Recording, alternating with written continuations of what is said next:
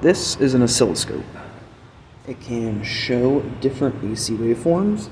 You can also show DC waveforms if you make sure that it's coupled correctly.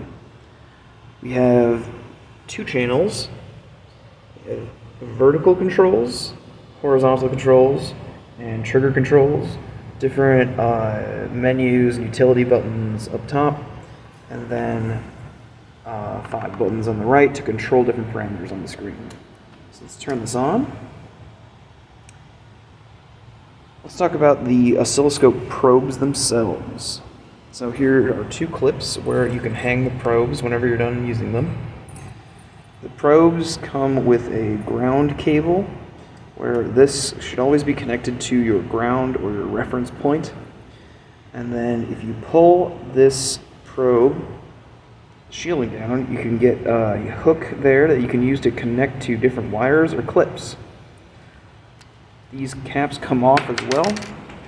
You can see that there is a probe here that is used to connect internally to this clip, and it just slides back on, and you can use the spring-loaded clip, if I can get it to focus. Yeah, you saw it before. There you go. So, looks like our scope is on now. Let's hang this up for the time being. Here you have the grid. You can see different options all around the top, the right side, and the bottom here. Let's connect a function. So I have my function generator turned on. And let's connect 2 things here. Alright, I've connected my probe. The input is the probe itself to the output of the function generator, and then I've connected both of the reference points together as well. You can use a coaxial cable to directly connect channel 1 output to the input here without using a probe. If you'd like to do that to just monitor the input without dealing with this probe and the connectors, there are coaxial cables in the cabinets located in SEC 146. Back to here. It looks like we don't have anything showing up, but the output is on the function generator. That means that we need to look at channel 1 and turn it on. So by looking at channel 1 here, we have the ability to turn on or off by pressing the button, the function itself. And then whenever you click channel 1, you'll get different channel options on the right here. We'll talk about those in a second. Let's first look at the bottom left-hand number. Channel 1 is 1 volt per division. If I turn it off, you can see that it becomes unhighlighted. So that means that every division, or every small block, here's like 1 block right here, so there's 4 blocks up, and 1, 2, 3, 4, 5 to the left, 5 to the right, 4 down. Each of those blocks vertically, up and down, so 1 up and 1 up, that'd be 2 volts, that'd be 3 volts, 4 volts. It's 1 volt per division up and down. It is 5 milliseconds per division left and right. So that is the time per division and volts per division going up and down. So if you look over here, we have volts per division for channel 1. We also have time per division on the horizontal axis. So if I change this knob, let's turn it to the left, it is now showing 2 volts per division. So that means that what was before 1 volt per division is 1 volt up, 2 volts. So that's 2 volts up, 2 volts down. Turn this down, now it's 2 volts per division up, 2 volts per division down. I can take this vertical knob. Under the vertical control section, I can take this vertical position knob, and seeing that number 1, I can turn it up. So as I turn the knob to the left, it goes down. As I turn it up, it goes to the right. However, wherever this number is, this number 1, that is the 0 volts reference point. So whatever function you're looking at, that number will correspond to 0 volts. And we can just move this around the grid to like put it somewhere else. Maybe we want channel 2 up here, and we want channel 1 down here. So we can put this wherever we want. Let's put that back at 0 for now. Let's see, what else we got in here? The horizontal control. So what I said before, the horizontal divisions, looks like 5 milliseconds, 10 milliseconds, 15 milliseconds, 20 milliseconds. And then depending on the milliseconds, you can convert that to frequency. And it looks like we have 100 hertz. If we look at our function generator, I'm asking for 100 hertz. So it looks pretty good to me. If we want to zoom the horizontal axis, we change the time per division knob left and right. As you can see, it can zoom in or zoom out the waveform. If you zoom out, you can see that like it comes across the screen from right to left very slowly. What is happening is that this machine is taking samples very quickly, and at every, depending on the sampling rate, it will show all of those samples over time on the x-axis. You can see now it's 1 second per division, so it takes 4 or 5 seconds from a value that is shown here to move across the screen from right to left. So if we zoom in then, we can see that this is still a 100 hertz sine wave, but it's very zoomed out in the time axis. So we can zoom in a bit more, and it starts to look more and more like a sine wave we're familiar with. However, if you zoom in a lot, you go very, very far in, this now starts to look like a DC waveform. If that's at 0, and you see down here 2 volts, this looks like a 2 volt DC offset. But that would be incorrect because this is actually a sine wave, which just zoomed in very far. This can cause some problems sometimes when, if you just hit auto set, it might show you something that's not actually what it appears to be. Sometimes you'll get a function that looks like this, and it might look like a very noisy waveform, but we just need to zoom in a bit more to see that it's actually just a sine wave.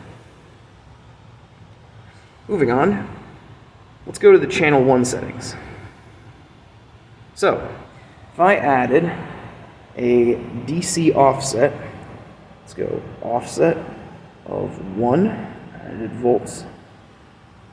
So this offset the function by some amount. Let's go back over to here. Our 0 voltage point is still here, and it looks like our waveform is now always showing a positive voltage. But it is moving across the screen, it's not frozen. So let's use the trigger function by turning this knob. We can change the arrow on the right hand side here. By changing the level on the trigger function, you can change at which threshold of voltage the function will trigger at. If I hit menu, then I can get different types of triggering functions. There's a pulse trigger, video type trigger. Edge triggering is always what we're going to be using in lab. So by keeping this trigger function inside the range of changing voltages, then it what will happen is whenever a voltage rises across the trigger threshold level from like low to high, it will trigger this function, and then you will have a fixed viewpoint of the waveform at that triggered level. So, what I noticed here was that we're at 10.10 milliseconds, and there's a little arrow there. And then there's another arrow underneath this GW Instek waveform here. If I can move that left and right, that shows me where the oscilloscope is positioning this function right now. So I want to turn the horizontal position of this waveform back to the 0 point. And there we go. So now that's at 0. So if you look at this trigger function, as I turn this knob and I move that arrow, you can see that at around 0 volts, there we go, that right here corresponds to the trigger threshold voltage, and it gets re-triggered at that point. If I turn it up, you can see it move along on the vertical axis here as well. So now that the level is up here. So we can use that for different timing purposes and different waveform analysis. Okay, cool. We also change the source from channel 1 to channel 2. So now I don't have anything on channel 2 right now, because channel 2 would be a blue line, which I just turned on. You can turn that on and off by just poking the button. So maybe you want to like use channel 2 instead. That's how you would go to, you'd hit menu and then go to source, channel 1, channel 2. I usually keep it on channel 1, and I usually like having the input on channel 1. And then whatever we're observing in relation to the input on channel 2. Cool. Let's go to channel 1 and talk about coupling. So we added a DC offset of 1 volt or so. And it looks like it's, if we have a volts per division of 2 volts, it looks like our function generator is actually outputting double that. So we actually have 2 volts up, and it oscillates around, so peak-to-peak voltage of 4 volts.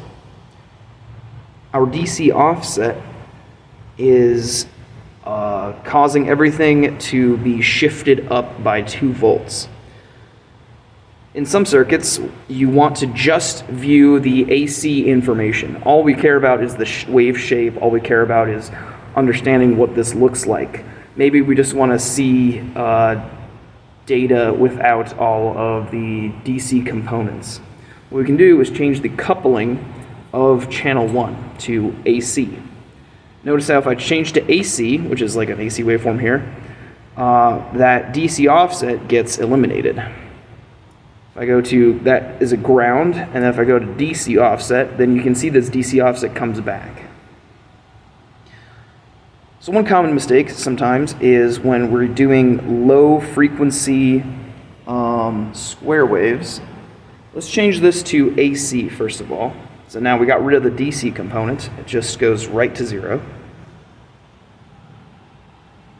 Let's change this to a let's go DC offset of 0. Let's get rid of the DC offset. Let's do a waveform of square. And we're at 100 hertz. So we look back over here, and I see AC coupling, and I see a kind of noise on the square wave here. If I turn this to DC coupling, then I see that kind of noise, kind of went away.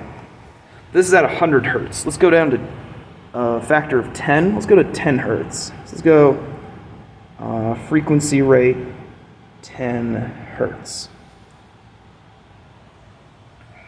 All right, so this is a much slower waveform. So we need to use our time per division knob to zoom out a bit. There we go. We can see that coming in. Okay. So what happens if we change this to AC coupling? All right.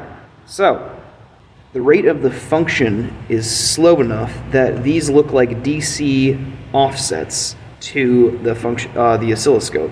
So when we convert to AC coupling, it tries to filter out the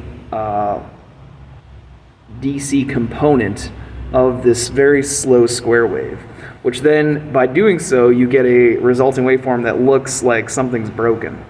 But if you get something that looks kind of like this, then try changing the coupling around to get to use DC coupling with a very slow square wave. Moving on, let's change our waveform back up to 100. Frequency rate 100 hertz. There we go. Let's change our waveform to a sine wave. There we go. That's looking good. Let's change to AC coupling. Okay. Let's click, so we have two functions here called measure and cursor, which I'd like to talk about. Hit measure, and then that changes this menu right here where you can interact with these 5 buttons. And zooming into this waveform a bit, we can see different values, different measurements that you can take based on the waveform that's being displayed. So our maximum voltage is 2.16 volts. So that's like the top positive voltage. Our average voltage, our peak-to-peak voltage, our frequency, the RMS. If I want to change something, maybe I want to look at the period instead of the average voltage. I can select that button and then click voltage and then select any sort of measurement that I want to make. So I can go down to period and then hit this button again. And then now go back to, you can either press previous menu or you can press measure again. Previous menu, and you get period right here on the waveform. So that's about 10 milliseconds instead, and then we have a frequency of 100. So whenever you need to do a different measurement, you can select which measurement you want to use here. If you want to measure specifically the time between this and this, or maybe the specific voltage you want to look at, maybe there's some noise and you want to see like what's the distance between these 2 points on the scope, we can use the cursor function for that. So if you hit cursor, it brings up 2 lines, x1 and x2. And I can hit x1 and then turn this variable knob, and you can see the line go back and forth. And then the x1 and x2, you have a delta 11.2 milliseconds, and that converts to a frequency for you. It takes the distance between the 2 points that you have selected. So I can hit x2 and then change this one around, hit x1, change this one around. Maybe I want to measure the time between each of these peaks. It looks like that's about 10 milliseconds, like we just saw with a period, which checks out. Let's go X to Y. Let's press this button. And now we have horizontal lines instead of vertical. I can press Y1 and I can go up to here. I can press Y2 and I can position it maybe around 0 volts. And it looks like 2.11 is the maximum voltage, which is the same as that 2.16 that we just saw in the measure function. If you have cursor engaged, you might have some values over here, you might have some values over there. But if you go back to the measure function, notice that sometimes the period won't work if cursor is on.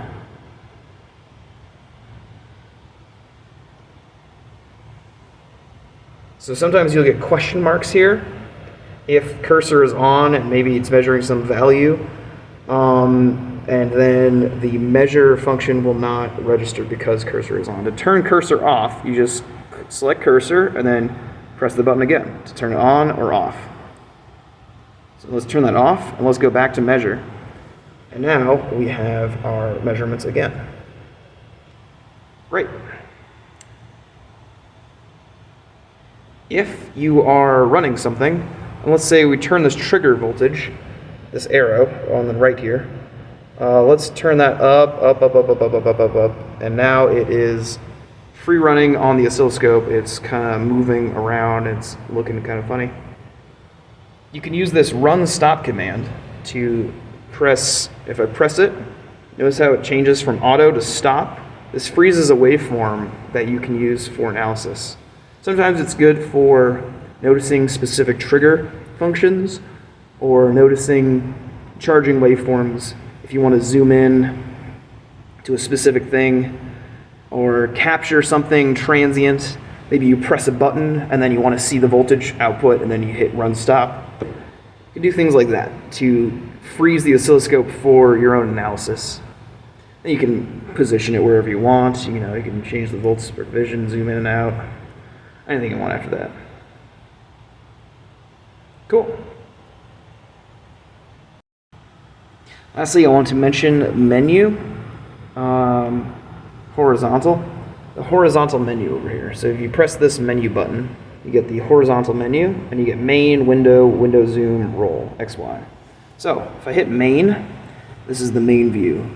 If I hit window, then it brings up a cursor mode and other things like that. So main is usually just like the default mode. If I want to do roll, then this is a way to roll the input from right to left. It basically just zooms out the time very quickly to see it roll across the screen. It's very good for like audio synthesis. It's very good for long time transients or time changing waveforms. But you can just zoom back in again to get the main viewpoint, or you just hit main and then it goes back to main. If you hit XY, then you'll get a function that will plot the input voltage, plot channel 1 versus channel 2. So it'll plot two voltages against each other on the X and Y axis. But then if you want to get out of this, just go back to main again. That is under the horizontal menu.